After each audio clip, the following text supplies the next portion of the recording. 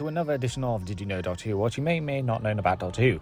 This time we're going to have a look at the 11th Doctor story, Hyde. I hope you enjoy. Hyde was the first contribution to Doctor Who of writer Neil Cross, who was a fan of the show but had never, at the time, written an episode. Hyde was the first story filmed with Jenna Louise Coleman as Clara. Previously, she only did a 5-minute audition for Asylum of the Daleks, therefore this is chronologically the first thing she actually filmed. Neil Cross wanted to write a really old-fashioned, scary Doctor Who episode, specifically targeted towards children 9 to 12, which was how he remembered Doctor Who at that age. He stated that time travel and ghosts are echoes from one another. What is a ghost, if not a fragment caught in time? He aimed to show suspense and tension, as he felt it was far more terrifying than full-on shock horror, blood and gore. The Crooked Man's movements were done in reverse, then played forwards to give it an unnatural movement.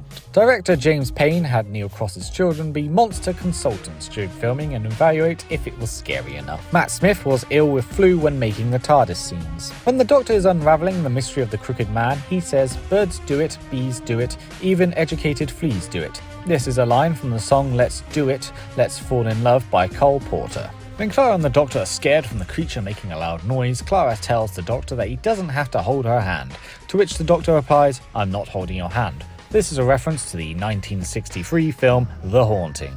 The script process involved no face-to-face meeting as Neil Cross lives in New Zealand. However, he flew in with his family to watch the filming. The idea of the Crooked Man was something Neil Cross said lurked in his imagination. Working titles for this episode were Phantom of the Hex and The Hider in the House. The episode was inspired by the 1959 gothic horror novel The Haunting of Hill House by Shirley Jackson, as well as the broader subgenre of haunting house fiction, and by the Quatermass serials, which were at one point in development to be intended to be a crossover. The Crooked Man was never named during the episode itself, but was described as the Crooked Man in the end credits.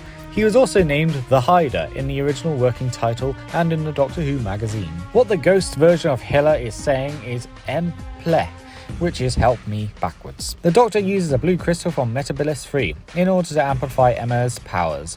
Metabilis 3 was the main setting in Planet of the Spiders, and it first appeared in The Green Death, both third Doctor stories. And that is it for today. I hope you enjoyed. Hyde is one of those 11th Doctor stories that seems to get forgotten about quite a lot, which is a real shame because I think this is a really good story. It's quite telling that this is considered by a lot of people as the best of Series 7.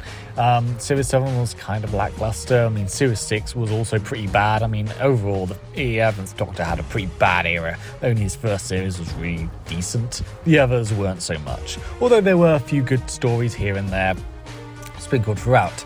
And this one is, by a long shot to a lot of people, the best of Series 7 for very good reason. It's a very good haunting house story. It almost reminds me of the old days, the old classic Doctor Who stories. I do find it fascinating that this is technically Clara's actress's first filming session.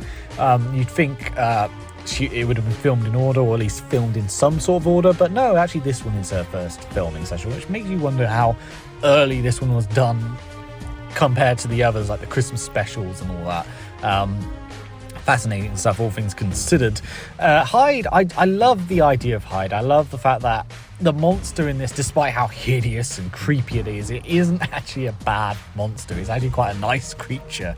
It's just looking for its mate. You know, I love that little twist. I love how, you know, despite the horror aspect, despite the creepiness, this thing is actually quite a nice monster. I love that little twist. I really do. It's one of those things which it's, I guess you could say it's subverts your expectations, but it does it in such a way that it feels effective. You know, not everything that is this big horrible creature is, you know, horrible and nasty. You know, some things can be quite nice, and conversely you have things like Beep the Meep, who is, you know, a cute little creature, but is actually just a vicious little psycho.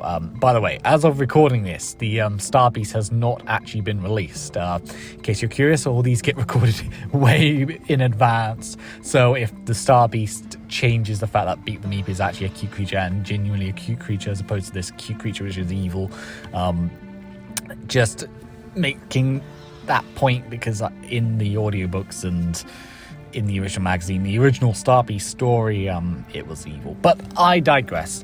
I do love that Doctor Who does play around with that sort of idea. Something that's grotesque is actually quite nice, but something that is cute and cuddly is evil. But yeah, Hyde is definitely an underrated story. I really enjoy the story. I've seen it quite a few times on TV. I've seen it a few times when I rewatched Doctor Who. It's one of those stories I do go back to occasionally.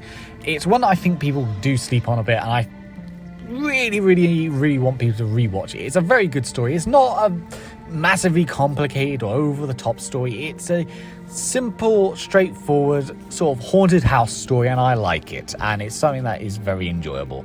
Hope you enjoyed this edition of Did You Know Doctor Who, and I'll see you next time.